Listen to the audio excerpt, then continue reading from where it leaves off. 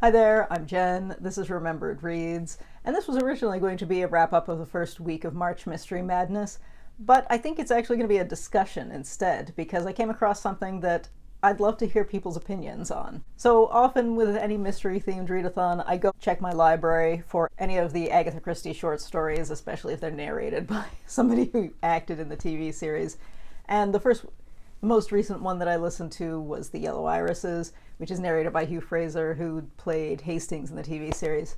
But the other two works that I listened to, The Pale Horse and The 199-Pound Adventure, were not, strictly speaking, audiobooks. They were radio plays.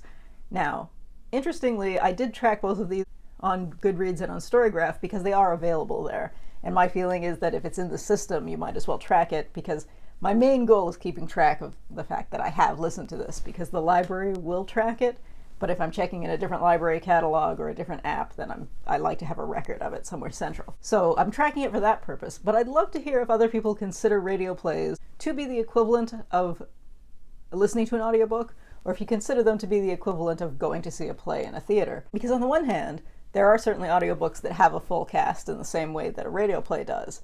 On the other hand, the work certainly has been adapted by an additional author, so it is not, strictly speaking, the original work. So is it the equivalent of reading a graphic novel adaptation of a novel, or is it the equivalent of watching the movie that's based on the book? I'm not sure. As I said, I track specifically for tracking purposes, so my question isn't so much do you track them on things like Storygraph and Goodreads, because obviously they're there, but I'd love to hear if you think of full cast, sound effects, separate script, etc. type radio plays as being in the same category as audiobooks, or do you put them in the same category as TV and film adaptations?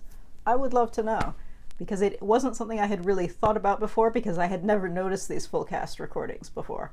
I used to listen to some of the Doctor Who audio adventures, which are not based on books, and so I always think of that as its own thing. It's not an audiobook, it's not a TV show, it's this radio play, but it is interesting to consider, and now I'm curious to go and see if some of those are trackable on Goodreads or Storygraph, because that would be interesting too. Anyway, yeah, I'd love to hear your opinion on this kind of thing, because it is genuinely something I had not thought about until just this week.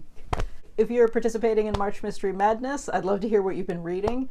If you've picked up any audio plays, I'd be curious to hear about that. And yeah, I hope you're having a good time either way. And that's it for now. Ciao.